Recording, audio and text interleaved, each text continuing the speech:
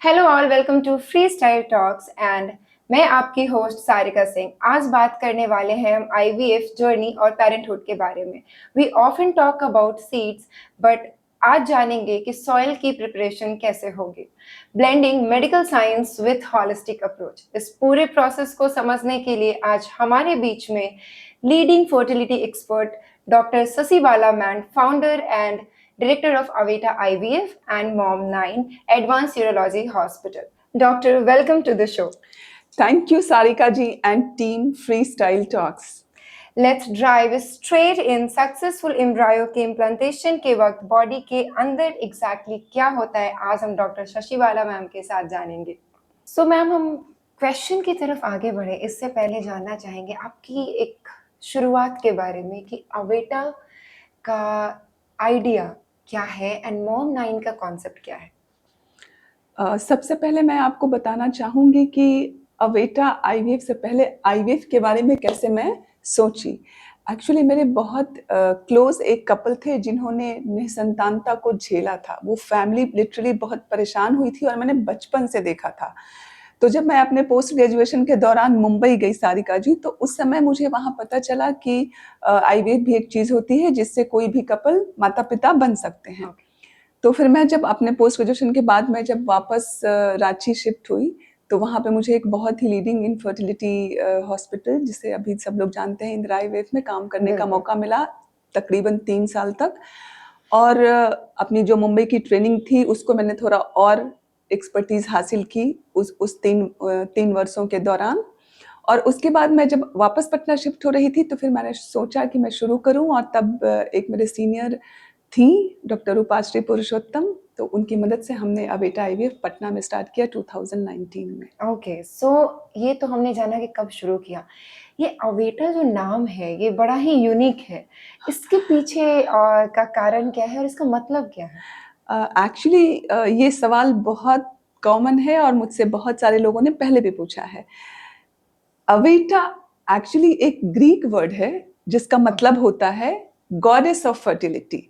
और ऐसे कोई कपल जो कि निसंतानता से पीड़ित हैं, उनको बाल बच्चा नहीं हो रहा है, तो वैसे में मुझे लगता है किसी एक हॉस्पिटल का ऐसा नाम जहाँ पे गॉडेस ऑफ फर्टिलिटी मतलब हम उन्हें संतान देने में सक्षम हो रहे हैं, तो ये नाम हमें बहुत अप्रोप्रिएट लगा और इसलिए हमने कैरी ऑन किया इसको। अमेजिंग। सो आपने हाल में ही शुरू किया है अपना दूसरा हॉस्पिटल, जिसका मैं अगर गलत नहीं हूँ तो मॉम9 एडवांस यूरोलॉजी हॉस्पिटल। yes. तो मॉम9 तो नाम से हम समझ पा रहे हैं कि एक मॉम की 9 मंथ की जो जर्नी है, मुझे लगता है मैं अगर सही हूँ तो यही कॉन्सेप्ट है उसके पीछे। बिल्कुल। ये बहुत ही सेंसिटिव होगा और मैंने बहुत फील किया, क्योंकि जब हम लोग आईवीएफ प्रैक्टिस करते हैं तो जो एंटीनेटल केयर होता है आईवीएफ प्रेगनेंसी का, वो नॉर्मल प्रेगनेंसी से बहुत अलग होता है, क्योंकि आईवीएफ प्रेगनेंसी बहुत हाई रिस्क होती है। कभी-कभी यूट्रस जो बहुत फेवरेबल नहीं होता है प्रेगनेंसी के लिए, उसमें भी हम लोग साइंस और मेडिसिन की मदद से प्रेगनेंसी कराते हैं। कभी-कभी मल्टीपल प्रेगनेंसी हो जाती है, कुछ लोगों को आईयूजीआर हो रहा होता है। तो कभी-कभी क्योंकि आईवीएफ में आते-आते महिलाएं बहुत देर कर देती हैं, तो उनको कुछ कोमॉर्बिडिटीज भी हो जाती हैं, जैसे डायबिटीज, हाइपरटेंशन, थायराइड या और भी कोई मेडिकल इश्यूज। तो इन सब चीज़ों को लेकर अगर हम एक बात करें तो मतलब ये होता है कि आईवीएफ प्रेगनेंसी थोड़ी हाई रिस्क प्रेगनेंसी होती है, और उस कंडीशन में जब उनको हम 6-7 महीने एक्सपर्ट केयर देते थे अपने अवेटा आईवीएफ में, और जब उनके डिलीवरी का टाइम आता था तो आफ्टर 26-28 वीक्स जब हम उन्हें दूसरे हॉस्पिटल में रेफर करते थे, तो वो जो क्षण होता था ना डिस्कशन का कि ठीक है अब हमारी जर्नी यहीं तक, अब आप यहाँ चले जाओ या यहाँ चले जाओ, वो बहुत संवेदनशील होता था। बहुत कपल हमें एक तरह से समझो कि शिकायत करते थे कि दिस इज नॉट फेयर, आप इस तरह से बीच में हमारा साथ नहीं छोड़ सकती।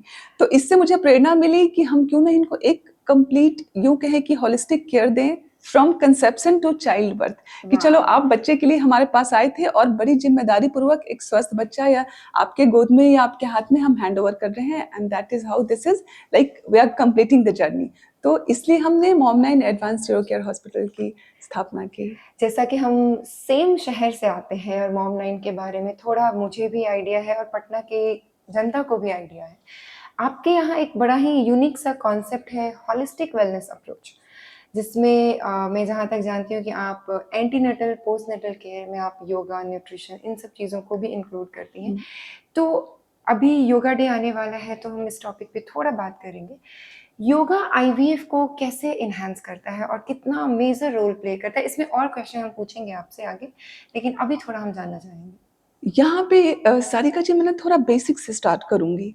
आपने पूछा है योगा आईवीएफ में कैसे मदद करता है, बट मैं आपको याद दिलाना चाहूँगी, आप तो खुद ही एक्सपर्ट हैं, कि योगा हमारे वेल बीइंग में हेल्प करता है। एग्जैक्टली और रिप्रोडक्शन क्या है ना, नॉर्मल लाइफ का ही एक पार्ट है। एग्जैक्टली ठीक है, जब आप या हम या जो लोग भी ट्राई कर रहे होते हैं बच्चे के लिए, अगर वो स्वस्थ रहेंगे, उनके गैमेट यानी उनके जो अंडे शुक्राणु होते हैं वो उनके बॉडी का एक सेल है, तो वो रिप्रेजेंट करता है उनके इनर हेल्थ को। ठीक है, तो जब हम उनको मेडिसिन देते हैं, दवाइयाँ देते हैं, और साथ में एक गाइड देते हैं, मतलब कि कैसे उनको न्यूट्रिशियस हेल्दी बैलेंस डाइट लेना है, उसके लिए हमारे टीम में डाइटिशियन भी हैं जी और we are privileged to have you also in our team as a yoga wellness expert, ताकि हम उन्हें बता सकें। क्योंकि आपको मैं यहाँ याद दिलाना चाहूंगी कि आईवीएफ के लिए या कोई भी कपल जब आईवीएफ सेंटर में एंटर करता है जी उससे पहले वो किस मानसिक स्ट्रेस से गुजर रहा होता है, ये एज ए आईवीएफ कंसल्टेंट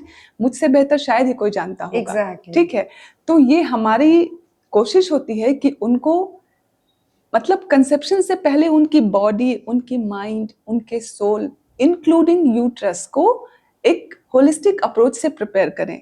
जब हम उन्हें बताते हैं कि आपको डी स्ट्रेस करने के लिए इस तरह से स्पेसिफाइड पर्सनलाइज्ड योगा करना है, तो इससे क्या होता है, उनका जो स्ट्रेस होता है वो रिलीज होता है। बहुत बार उनको टारगेटेड आसनास बताते हैं, तो उनकी रिप्रोडक्टिव जो ऑर्गन्स होते हैं, यूट्रस, ओवरी, उसकी ब्लड सप्लाई इम्प्रूव होती है। बहुत बार ये सब करने से उनके अंदर एक बैलेंस, हार्मोनल बैलेंस होता है, और जब हम उनको ट्रीटमेंट करते हैं तो उनका जो रिजल्ट होता है वो काफ़ी बेहतर होता है। सक्सेस रेट भी इम्प्रूव करता है, प्रेगनेंसी का आउटकम बेटर होता है।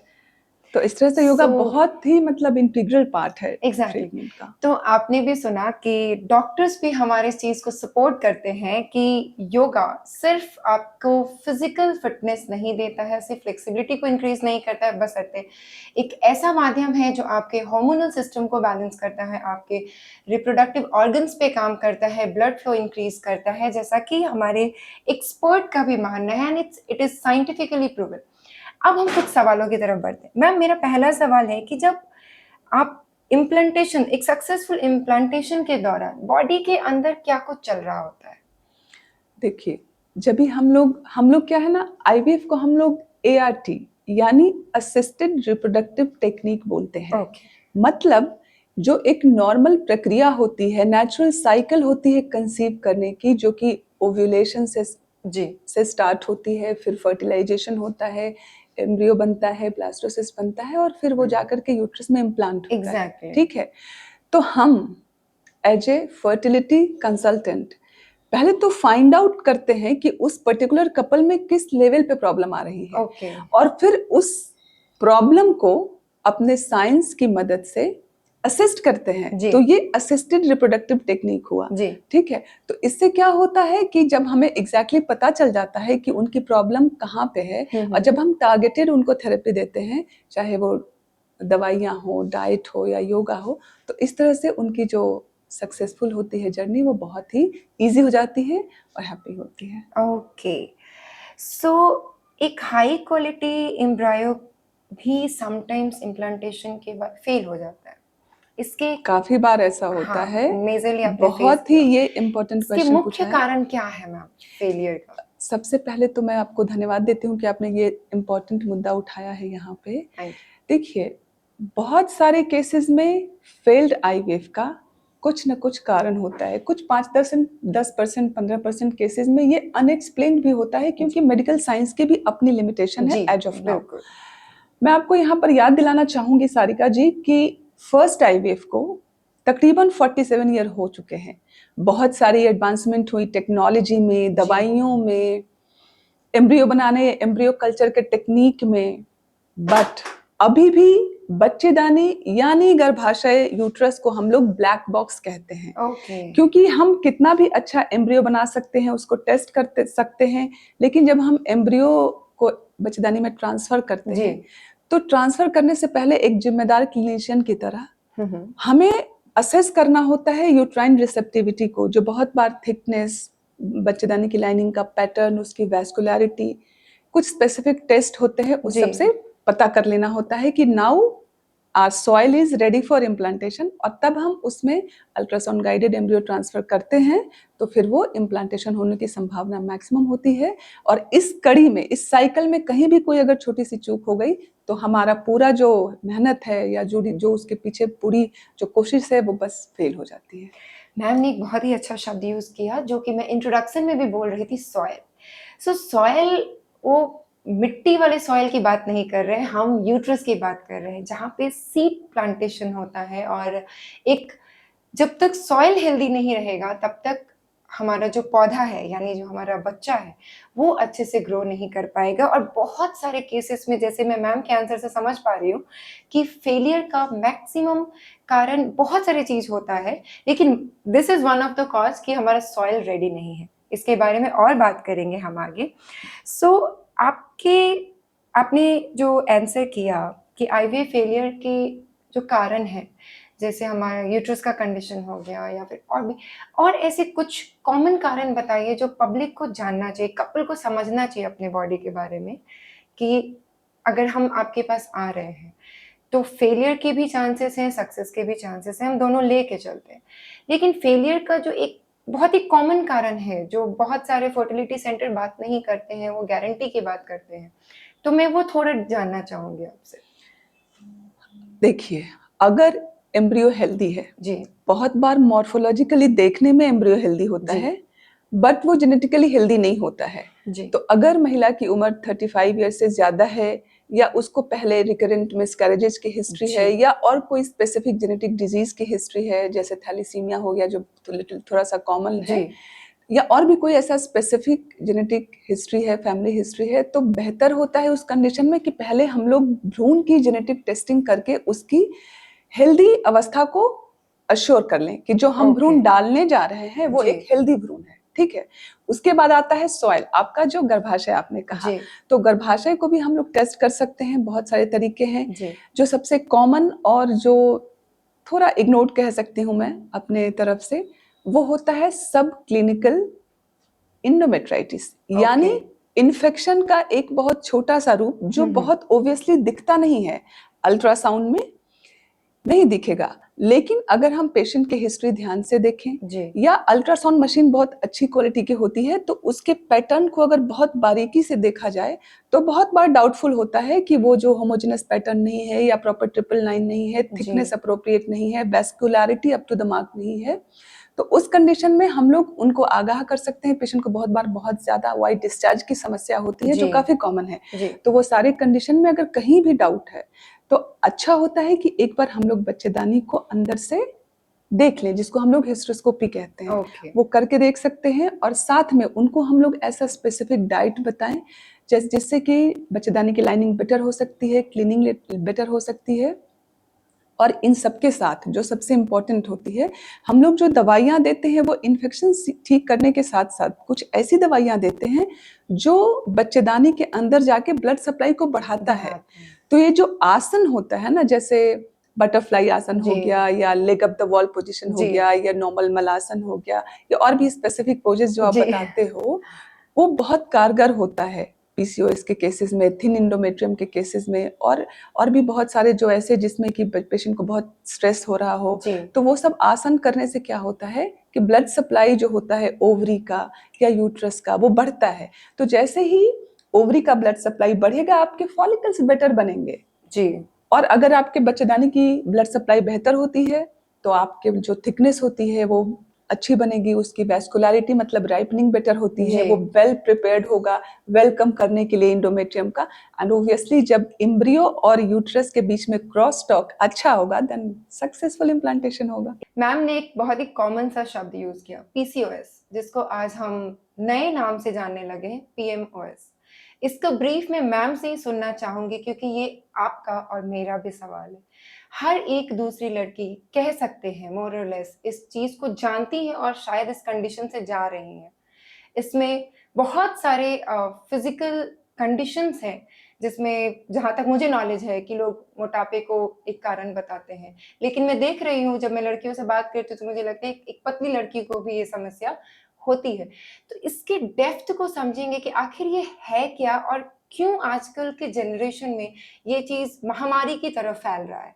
तो मैम मैं आपसे जानना चाहूँगी प्लीज़ आप हमारी पब्लिक को एक्सप्लेन करें कि आखिर ये है क्या? देखिए, पहले तो मैं रीनामकरण जो उसका हुआ है, रीनेमिंग, उस पर थोड़ा बताऊँगी आपको। पहले था पीसीओएस, जी, polycystic ovarian syndrome, syndrome, yes. जो कि बहुत बड़ा मिसनोमर था। जैसे ही पीसीओएस आया, पेशेंट वो रिपोर्ट लेते हुए दौड़ते हुए आती थी कि मेरे ओवरीज में मैडम सिस्ट हो गया है, जी, जबकि ऐसा सिर्फ सिस्ट नहीं था, जी, ठीक है? तो बहुत गहन रिसर्च के बाद, दशकों के बहुत सारे क्लिनिशियन, बहुत सारे डॉक्टर्स, बहुत सारे पेशेंट्स के रिसर्च के बाद इसका ये रीनामकरण हुआ जी, पीमॉस, यानी poly endocrine metabolic ovarian syndrome. Exactly. इसका मतलब होता है कि आपके इंडोक्राइन मतलब आपके हार्मोन्स को ये जो है डिस्टर्बेंस की वजह से ये होता है, जिसमें ओवरी भी एक पार्ट, मेजर पार्ट है, ठीक है? तो इससे क्या होगा कि वो जो सिस्ट था ना, cyst was very distressing as a patient, जी, बहुत डिस्ट्रेसिंग था, और समझाना यंग लड़कियों को स्पेशली बहुत मुश्किल होता था कभी कभी कि ये पार्ट ऑफ लाइफस्टाइल है, आप ऐसे करो ठीक हो जाओगे। बहुत बार वो लोग बहुत डर जाते थे, पेरेंट्स भी काफ़ी वरीड हो जाते थे। तो सारिका जी, आपके इस चैनल के माध्यम से मैं अपने दर्शकों, स्पेशली लड़कियों को बताना चाहूँगी कि ये जो पीमॉस है, ये एक मेडिकल कंडीशन है जो बहुत साइलेंटली महामारी की तरह हमारे समाज में फैल रहा है, और हम सबको इससे सजग होने की ज़रूरत है अगर हम एक टीनेज लड़की की माँ हैं। क्योंकि अगर हम अभी सावधान नहीं होंगे तो ये जो पीमॉस है, ये महिलाओं के हर पड़ाव को बुरी तरह प्रभावित करता है।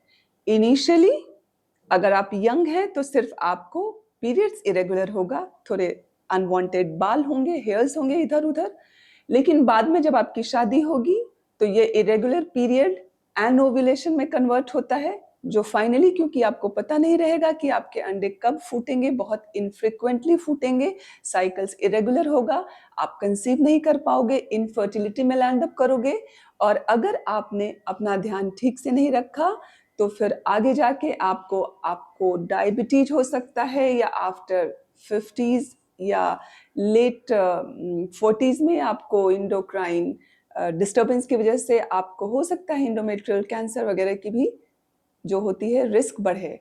तो इसलिए इस बीमारी को बहुत सावधानी से समझना भी है और सजग भी रहना है।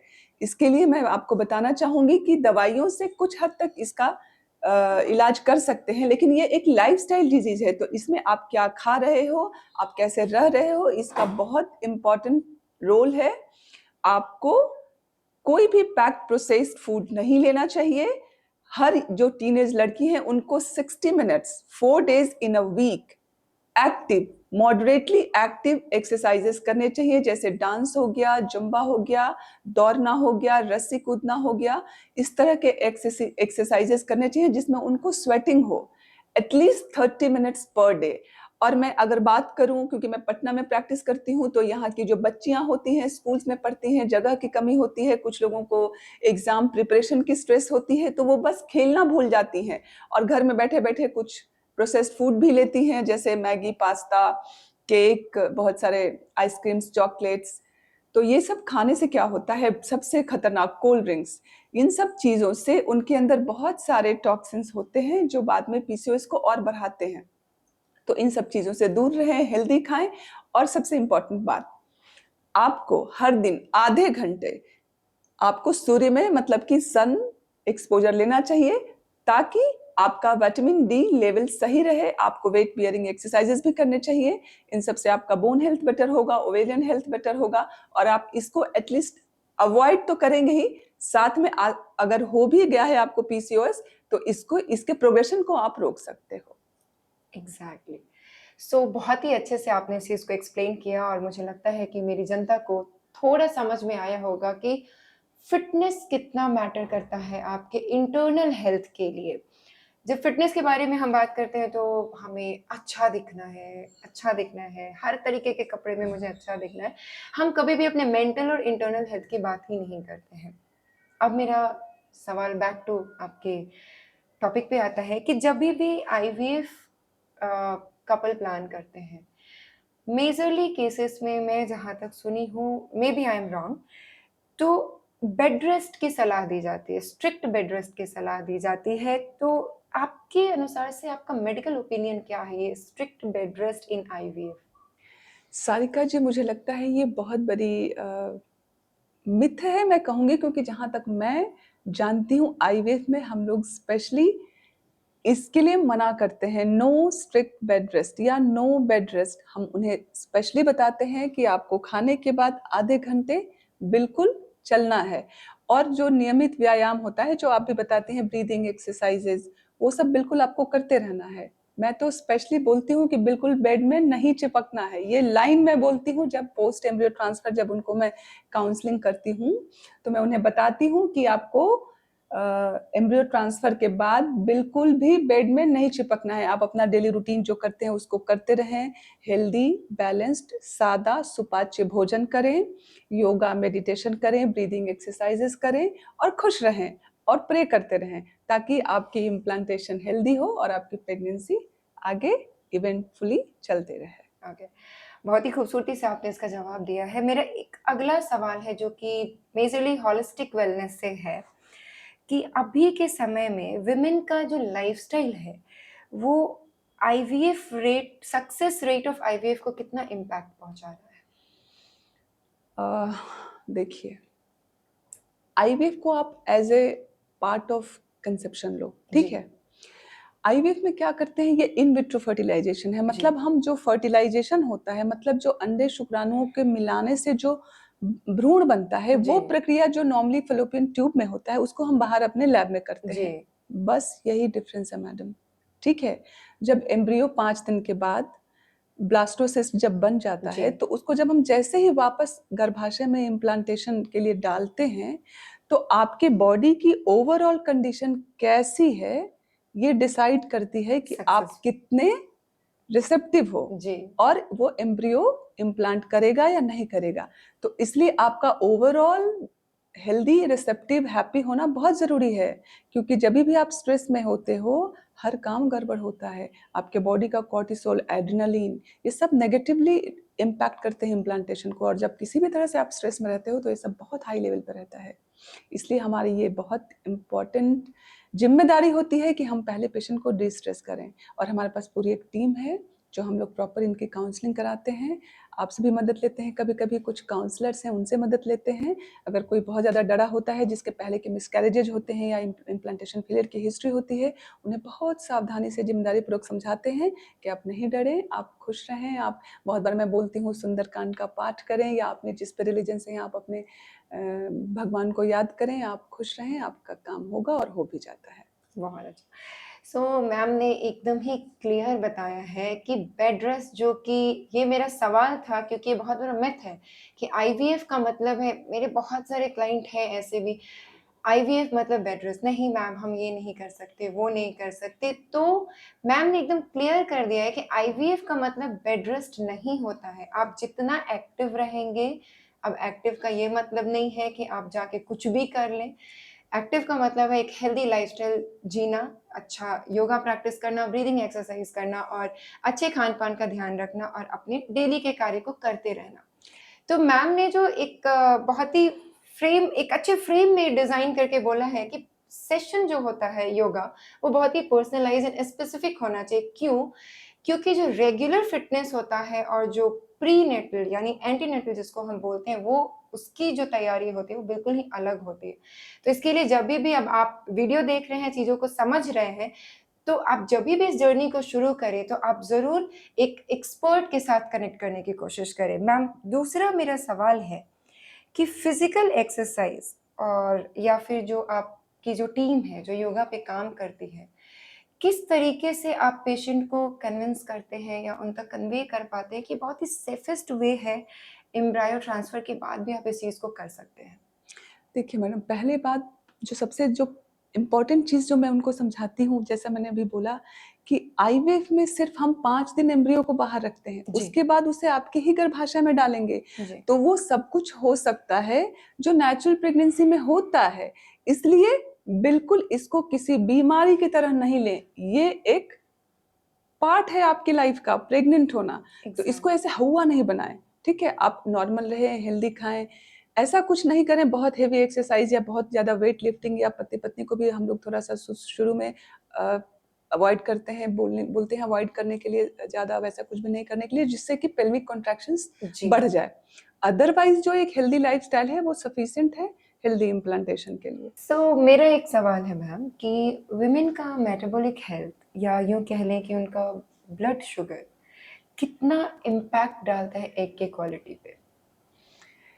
देखिए, डिरेंज्ड ब्लड शुगर सिर्फ महिलाओं के मेटाबॉलिक या यूँ कहें कि अंडे को प्रभावित नहीं करता है मैडम। ये हमेशा मैं चाहूँगी कि आपके माध्यम से सब लोग याद रखें कि बॉडी में जब कोई भी एब्नॉर्मैलिटी होती है, कोई भी अबनॉर्मल मेटाबॉलिक कंडीशन होती है, चाहे वो शुगर हो, हाइपरटेंशन हो, थायराइड हो या और भी कुछ हो, वो आपके पूरे सिस्टम को प्रभावित करता है, हेड टू टो अफेक्ट होता है और एग भी उसका एक पार्ट है।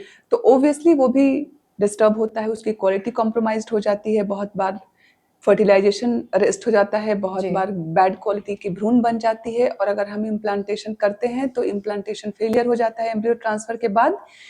बहुत बार तो 2-4 महीने में मिसकैरेजेस का रिस्क होता है। यहाँ बताना चाहूंगी कि बहुत बार सब कुछ हेल्दी होने के बाद भी फुल टर्म आईयूएफडी यानी 8.5-9 महीने में अगर सही से ब्लड कंट्रोल शुगर नहीं किया गया तो पेट में ही बच्चे की जान भी जाती है। इसको हम लोग आईयूएफडी या इंट्रायूटेराइन फीटल डेथ कहते हैं।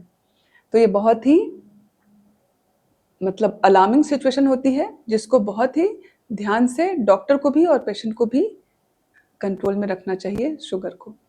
एक ऐसी बात मैम ने ऐड करी जहाँ पे हमने सुना कि एक फुल टर्म बेबी भी हम खो सकते हैं जस्ट बिकॉज ऑफ अपने मेटाबॉलिक कंडीशन की वजह से। और एक और मिथ मैं डॉक्टर आपके साथ क्लियर करना चाहूँगी और मैं लोगों तक ये बात पहुँचाना चाहूँगी। जब महिला प्रेग्नेंट होती है, खूब खाओ, जैसे मर्जी खाओ, जो मर्जी खाओ, ये जो खाओ वाला सीन है ना, तुम्हें एक के लिए नहीं 2 के लिए खाना है। तुम्हारे बॉडी में ऑलरेडी जान पल रही है तो तुम्हें 4 नहीं 8 रोटी खाने की ज़रूरत है। और जहाँ से मैंने देखा है और मेरे एक्सपीरियंस से कि मेटाबॉलिक कंडीशन अगर पहले नहीं भी होती है, तो वो ड्यूरिंग प्रेगनेंसी शुरू हो जाती है और वो भी बहुत ही खतरनाक समस्या है। मैडम ये मिथ को आप क्लियर करेंगे, जो खाने वाला जो पार्ट है, चलिए तो मेरा है लोगों को बताने का, लेकिन मैं एक मेडिकल पॉइंट ऑफ व्यू जानना चाहती हूँ कि ये जो मिथ है, डबल खाना, कैलोरीज बढ़ाना, ये क्या है? बिल्कुल नहीं सारिका जी, ये बहुत ही इम्पोर्टेंट क्वेश्चन है फिर से आपका। देखिए, यहीं से स्टार्ट होता है एक ऑब्स्टेट्रिशियन का रोल। जैसे कोई पेशेंट आती है तो हम लोग प्री कंसेप्शन उसका जो एक जनरल चेकअप करते हैं, जिसमें हमारे पास एक कॉम्प्रिहेंसिव पैनल है, जिसमें सिर्फ महिला ही नहीं पुरुष की भी जांच करते हैं, जिसमें उनका इन्फेक्टिव स्टेटस, इंडोक्राइन स्टेटस, उनका जो रिजर्व है, फर्टिलिटी, वो सब चेक करते हैं। जरूरत पड़ी तो बहुत बार कुछ जेनेटिक टेस्टिंग भी करते हैं और कोशिश करते हैं कि दोनों बिल्कुल हेल्दी अवस्था में हो, तब उनकी प्रेगनेंसी प्लान्ड हो। अगर कोई कोमॉर्बिडिटीज है तो उसको वेल कंट्रोल्ड करके फिर उनको प्रेगनेंसी के लिए आगे बढ़ाया जा सके। अब रही बात खाने की, तो कौन कितना खाएगा, क्या खाएगा और कितना वेट गेन करेगा ट्राइमेस्टर वाइज, ये ऑलरेडी स्पेसिफाइड है। वी हैव पर्सनलाइज्ड चार्ट्स जो डाइटिशियन गाइडेड होते हैं और वो सुपरवाइज तरीके से आपको समझाते हैं। जैसे ही लोग कंसीव करते हैं, बहुत बार जो कंसीव करने से पहले आते हैं ओवरवेट रहते हैं, कुछ लोग अंडरवेट होते हैं, तो उन लोगों को हम लोग अकॉर्डिंगली वेट घटाने की सलाह देते हैं। उसके लिए उनको जो गाइडेंस होती है डाइटिशियन की, बहुत बार आपकी मदद लेते हैं और कोशिश करते हैं कि जब ऑप्टिमम हेल्थ स्टेटस हो तभी वो प्रेग्नेंट हो।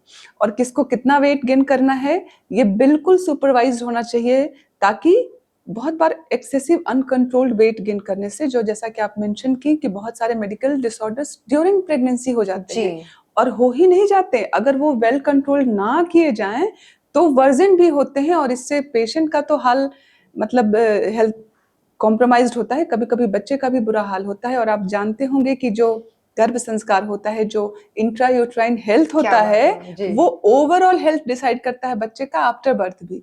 इसलिए ये बहुत इम्पोर्टेंट है कि आप अपनी प्रेगनेंसी को एक अच्छे एंटीनेटल एक्सपर्ट के केयर में और गाइडेंस में करें, ताकि आप और आपका बच्चा दोनों सुरक्षित और हेल्दी रहे।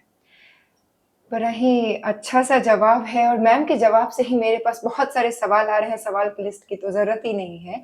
मैम ने बात करी गर्भ संस्कार की, मैं इसको छोड़ के एक चीज़ ऐड करना चाहती हूँ अपने दर्शक के लिए।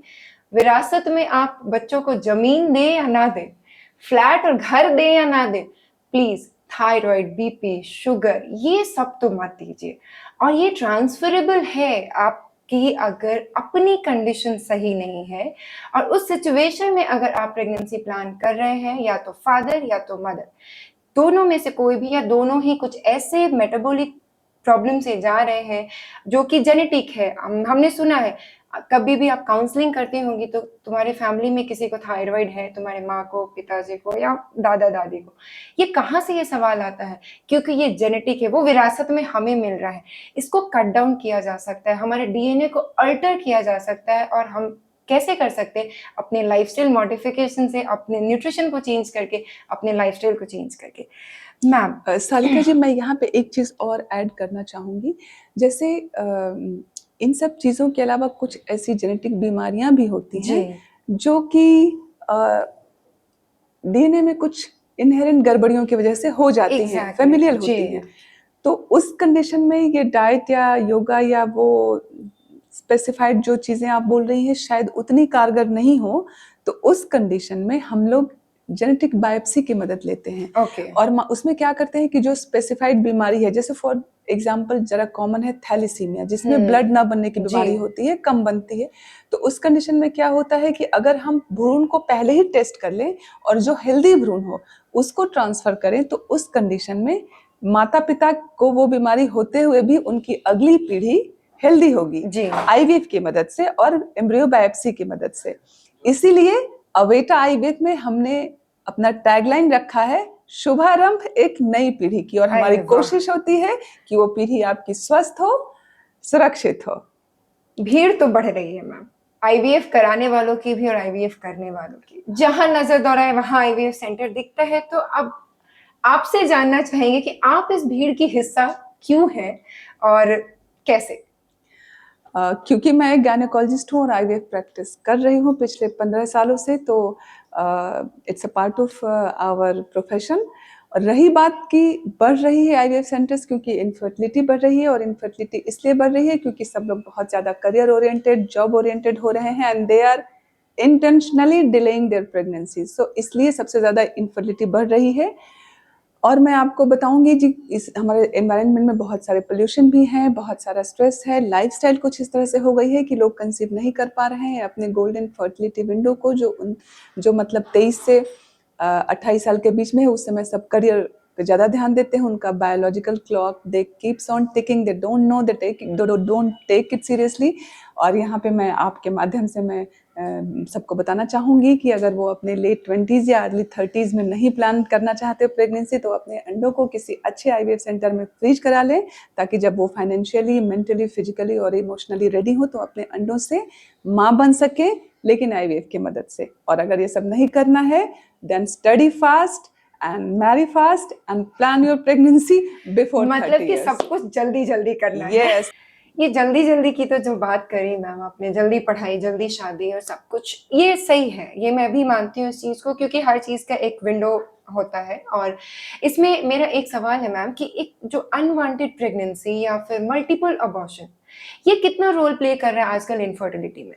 अगर मैं आपको बताऊं तो बीइंग ऑनेस्ट सारिका जी, जो सेकेंडरी इनफर्टिलिटी होती है, अब कुछ केसेस में तो इवन प्राइमरी इनफर्टिलिटी भी बड़ा कैजुअली लोग जो होते हैं ना अपनी फर्स्ट प्रेगनेंसी को डिस्टर्ब कर देते हैं। जी। बहुत बार तो बहुत फैमिली प्रेशर होने के बावजूद भी एमटीपी पिल्स खा करके और बच्चे को खराब कर देते हैं। ये बहुत ज़्यादा गलत होता है, क्योंकि इससे क्या होता है ना कि कभी कभी एमटीपी पिल्स में कुछ वैसी अनडॉक्यूमेंटेड चीज़ें होती हैं जिससे आपकी फर्टिलिटी कॉम्प्रोमाइज्ड होती है।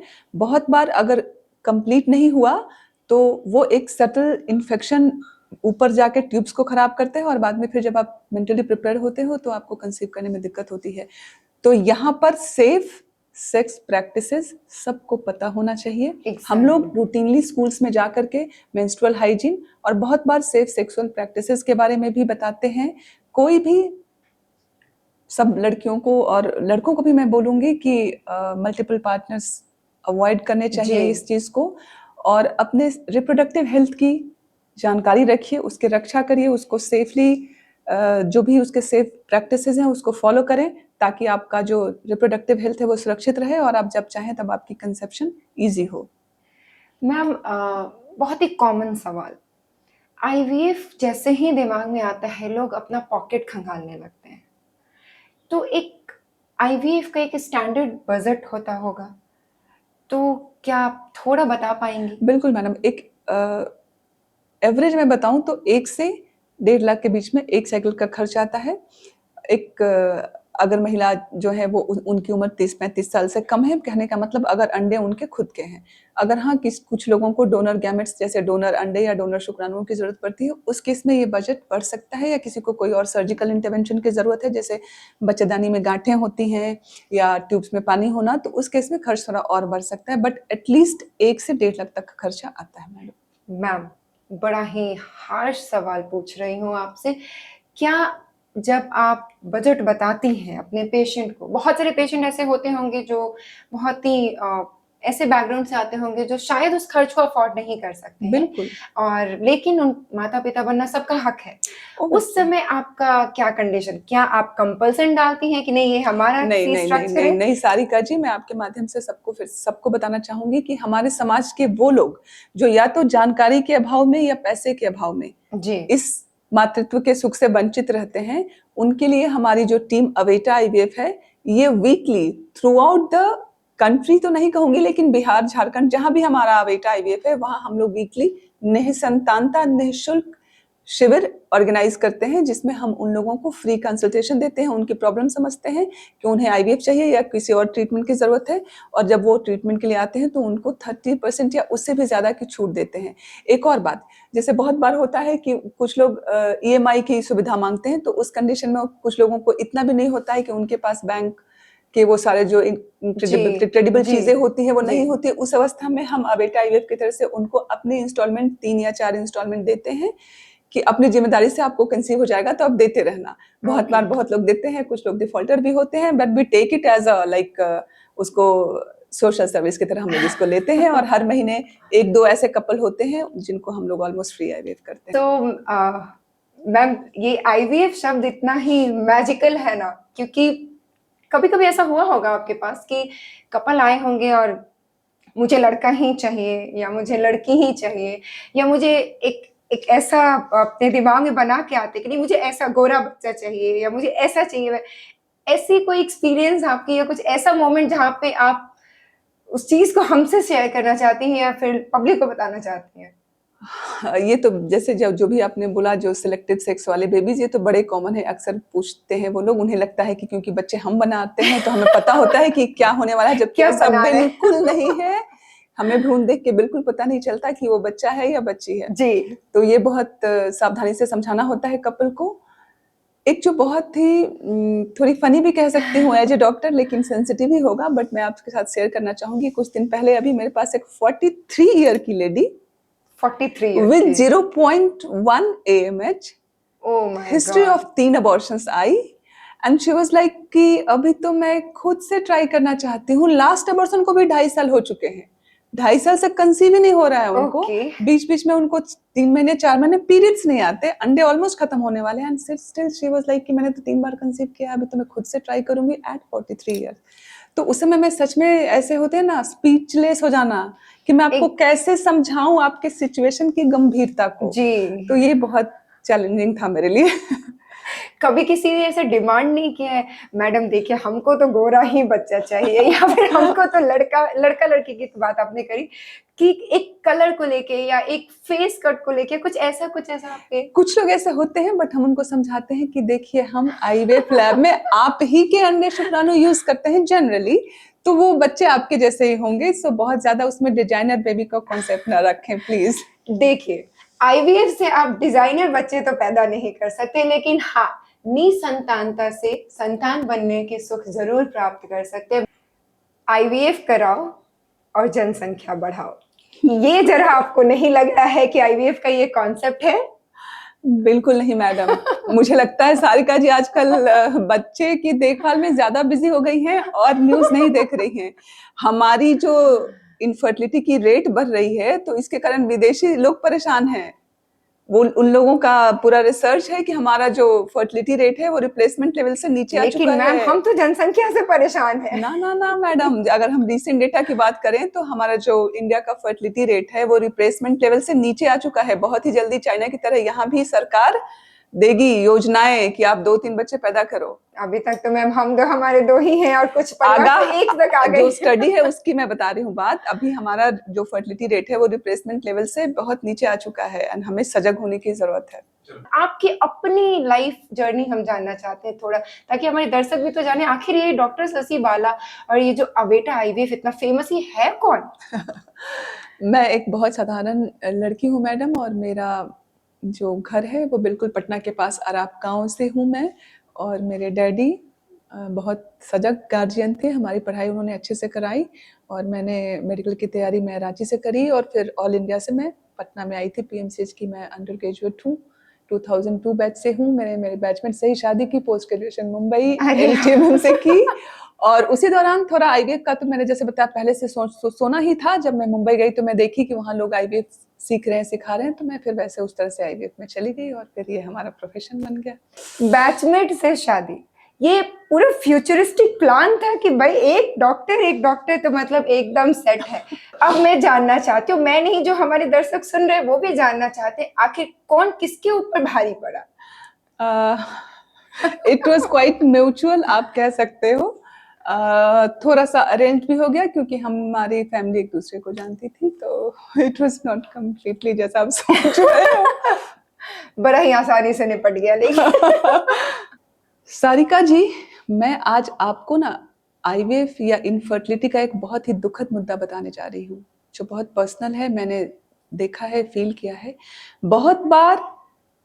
ऑल्दो इनफर्टिलिटी एक कपल की समस्या है, पर हमसे मिलने अकेले लड़की और उसके माता पिता आते हैं और वो ये बताते हैं कि अगर ये कंसीव नहीं करेगी तो हस्बैंड दूसरी शादी कर लेगा। और ऐसे बहुत कपल हैं जिनकी हमने मदद की है, उनकी शादी हुई है, उनको बच्चा हुआ और फिर वही हस्बैंड, वही फैमिली, सब हैप्पी हो जाता है। तो आईवीएफ सिर्फ बच्चा नहीं देता, आईवीएफ से जिंदगियां बचती हैं, फैमिली बचती है, समाज बचता है। मैम, बहुत सारे सिचुएशन में ऐसा होता है कि मिक्सअप वाली कंडीशन आती है और जब बच्चा पैदा लेता है तो कभी कभी ऐसा होता है कि फेस उसका ना माँ से मिल रहा है ना बाप से मिल रहा है। कभी ऐसा होता है, कभी ऐसे केसेस आए हैं आपके पास, ऐसे चैलेंजेस आए हैं? सारिका जी, ये बहुत सेंसिटिव और इम्पोर्टेंट क्वेश्चन छेड़ा है आपने। मैं आपके माध्यम से बताना चाहूंगी कि हमारे देश में अब ART एक्ट है। Act as a fertility consultant आपको क्या करना है, क्या नहीं करना, उसकी पूरी नियम ड्राफ्टेड है, रूल्स हैं। और अगर आपने गैमेट चेंज नहीं किया है तो फिर बच्चे कैसे अलग दिखेंगे जी। और अगर चेंज करने की कोई मेडिकल कंडीशन है तो प्रॉपर कंसेंट और प्रॉपर नोटराइज करके कंसेंट लेने से, करने से ऐसा कुछ नहीं होता है। अगर कुछ लोग जो मतलब इन्फॉर्म्ड कंसेंट देते हैं डोनर गैमेट्स की, तो उन्हें वो पता होता है कि ये बच्चा डोनर लिया है हमने, तो वो कुछ अलग दिख सकता है। तो मुझे लगता है कि सही काउंसलिंग और सही जानकारी के बाद अगर इस तरह की चीजें की जाएं तो कहीं कोई परेशानी नहीं आती है। लेकिन विदाउट कंसेंट ये एक बहुत ही सेंसिटिव ऑफेंस है जिसकी सीरियसनेस डॉक्टर्स और पेशेंट दोनों को पता होना चाहिए। ओके, सो मैम, कभी कभी होता है कि आप पेशेंट को बता देती होंगी, समझा देती होंगी, कंसेंट साइन भी करते होंगे वो लोग, उसके बावजूद भी ऐसे टैंट्रम लेके आपके पास पहुंच जाए? अभी तक तो ऐसा नहीं हुआ है सारिका जी। अभी तक तो ऐसा नहीं हुआ है। हम लोग हमारे सेंटर में बहुत सावधानी से डॉक्यूमेंटेशन की सुविधा रखे हैं, उसको प्रॉपर ऑडिट कराते हैं बार बार और इस बात का ध्यान रखते हैं कि इस तरह की कोई भी कंफ्यूजन क्रिएट गलती से भी ना हो। भीड़ तो बहुत है जैसा हमने डिस्कस किया, लेकिन सब आईवीएफ को छोड़ के अवेटा के पास लोग क्यों आए?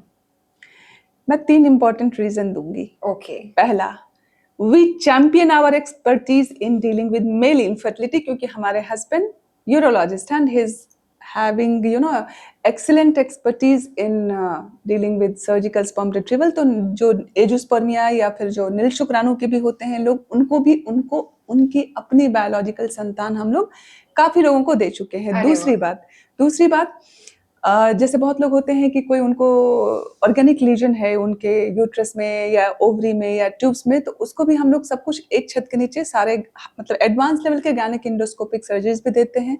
हमारे पास हर तरह के जो भी होते हैं अल्ट्रासाउंड या एंटीनेटल केयर की भी सुविधा है। जी। तो ये कॉम्प्रिहेंसिव जो पैकेज होता है वो बहुत कम जगह उपलब्ध है मैडम। सो इनफर्टिलिटी सिर्फ महिलाओं की वजह से नहीं, अभी पुरुष भी बराबरी के भागीदार है। बिल्कुल। तो दोनों ही अपने हेल्थ का ध्यान रखिए, अपने लाइफस्टाइल को चेंज करिए, और कहीं भी आप अगर अटक रहे हैं सारी चीजों को करने के बाद, तो obviously doctor Shashi Bala ma'am and Aveta IVF हमेशा आपकी मदद के लिए तैयार है।